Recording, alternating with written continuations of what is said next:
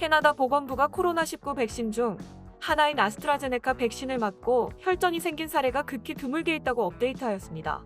캐나다 보건부는 24일, 혈전은 아스트라제네카 백신 접종 후 혈소판 수치가 떨어지는 것과 연관이 있다며 유럽에서 극히 드문 부작용 사례로 나타났다고 전했습니다.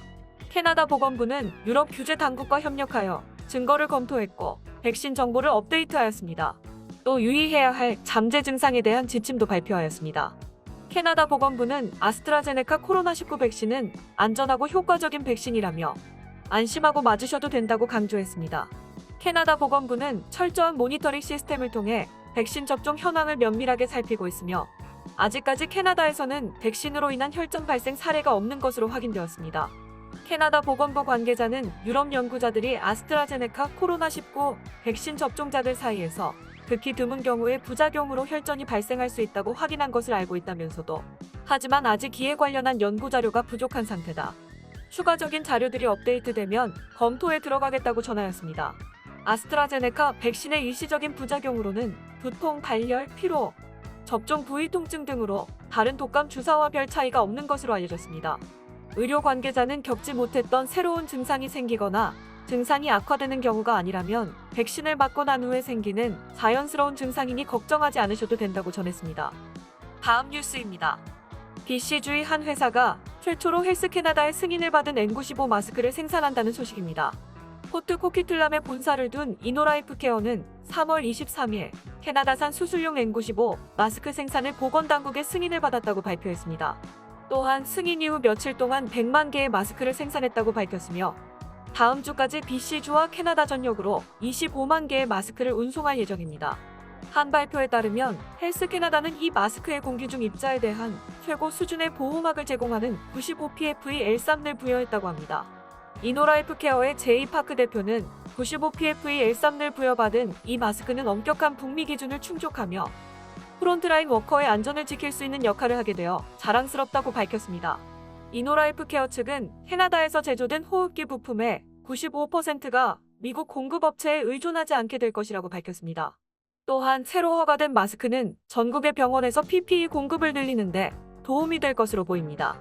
이노라이프케어는 세계 최대 유기농 스낵 업체인 이노푸드의 AI 및 머신러닝 업체로 코로나19 팬데믹이 시작된 이후 이 회사는 PPE 제조로 전환했습니다. 다음 뉴스입니다. BC주 코로나19 관련 규제 위반 과태료가 기존 230불에서 575불로 늘어났습니다. 25일 마이크 파너스 BC주 공공안전부 장관은 지난 몇 달간 BC주의 과태료 230불 정도는 가볍게 여기는 사람들이 일부 있다는 것을 확인했다. BC주 주민들의 안전을 위해서 좌시할 수 없는 부분이라며 이에 과태료를 230불에서 575불로 인상하기로 했다. 해당 과태료 인상은 즉시 적용된다고 전했습니다. 경찰을 비롯한 법 집행 공무원들은 이제 코로나19 방역 수칙을 지키지 않는 사람들에게 과태료 575불을 부과할 수 있게 되었습니다. BC주 정부 관계자는 경우에 따라서 과태료 575불이 과하다 싶은 경우에는 과태료 230불을 부과할 수도 있다고 기팀했습니다. 모임 주최자 관련 과태료는 여전히 2,300불입니다. 한편 BC주는 코로나19 유행 속에서도 규제를 조금씩 완화하고 있습니다. 현재 BC주는 10인 이하의 야외 모임과 50인 이하의 야외 종교 집회가 가능하며 요양시설 방문 관련 규제도 완화된 바 있습니다. 과태료 인상은 이러한 규제 완화에도 사람들이 경각심을 늦추지 않게 하도록 하는 것으로 보입니다. 다음 뉴스입니다. BC주에서 이번 주말부터 일부 실내 종교 집회를 허용됩니다.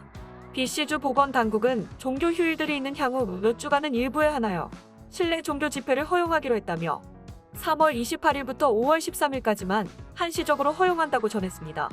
BC주 보건당국의 이러한 지침은 6월절, 라마단, 부활절 등의 종교 휴일의 신자들이 실내에서 예배를 할 수 있게 하기 위해서입니다. 실내 종교 집회 모임은 10명 이하 또는 해당 예배 공간의 10% 정도만 찰 수 있는 정원을 계산했을 때 더 적은 쪽을 택해서 정원을 정하게 됩니다. 보니 헨리 BC주 보건관은 25일 코로나19 정례 브리핑 시간을 통해 해당 임시 규제 완화는 경과를 보고 5월 중순 이후에도 계속 유지할 수도 있다며 코로나19 상황은 시시각각 변하기 때문에 계속해서 지켜보고 추후 결정할 것이라 전했습니다. 현재 BC주는 코로나19 3차 유행이 진행 중이며 점점 일일 신규 확진자가 늘어나는 추세입니다. 이 때문에 BC주 보건 당국의 일부 규제 완화 소식에 우려를 표하는 목소리도 커지고 있습니다. 다음 뉴스입니다. 트랜스링크 이사회가 25일 분기별 공개 회의에서 요금 2.3% 인상을 만장일치로 승인하였습니다. 인상된 요금은 2021년 7월 1일부터 적용되며 이번 인상은 2020년 4.6% 인상안이 코로나19 유행으로 인해 취소된 이후로 처음으로 승인된 인상안입니다. 트랜스링크 관계자는 원래 2021년 기존 인상안은 4.1% 인상이었으나 코로나19 유행 현황을 고려하여 2.3%로 수정하였다고 전했습니다. 트랜스링크 보고서에 따르면 7월 1일부터 1존 패스는 5센트 인상, 2존 패스는 10센트 인상, 3존 패스는 15센트 인상됩니다. 어린이 및 고령층 할인권은 1존과 2존 패스는 5센트, 3존 패스는 10센트 인상합니다. 월 정기권의 경우는 1존은 2불 25센트, 2존은 3불, 3존은 4불 5센트가 인상되며 어린이 및 고령층 할인 정기권은 1불 30센트 인상됩니다. 트랜스링크는 긴급운영 지원금 6억 4,400만 불을 BC주 정부 및 캐나다 연방정부에게 받는 대신 2024년까지 연간 요금 인상 제한해야 합니다. 트랜스링크는 7월 1일부터 적용되는 인상된 요금으로 수익이 400만 불 정도 더 늘 것으로 보고 있습니다. 트랜스링크 관계자는 기존 4%대 인상안은 트랜스링크 확장을 위해 하려 했던 인상안이었고 지금 인상안은 줄어든 일을 승객 수 속에서도 현재 서비스 수준을 유지하기 위한 것이라 전했습니다. 다음 뉴스입니다. 코로나 바이러스로 인해 어려움을 겪고 있는 온타리오 업체들을 위한 2만 달러 추가 지원금을 제공할 예정입니다. 수요일 발표된 2021년 예산 정보에 따르면 올해 스몰 비즈니스 서포트 그랜트를 2차로 지급할 예정으로 나타났습니다. 온타리오 약 12만 개의 소상공인들은 1만 달러에서 2만 달러의 추가로 받게 됩니다. 1차 보조금 수혜 자격이 있는 것으로 확인된 사업체는 1차의 지급액과 동일한 금액을 자동으로 받게 되며 2차 지원을 받기 위해 다시 신청할 필요는 없습니다. 정부는 이 지원금으로 하여금 코로나19로부터 가장 큰 영향을 받은 소상공인들을 도움이 되길 바란다고 밝혔습니다. 다음 뉴스입니다. 오늘 온타리오주 정부는 지역별 확진자 수 변화에 대응하여 온타리오주의 두 지역이 새로운 영역으로 이동한다고 발표했습니다.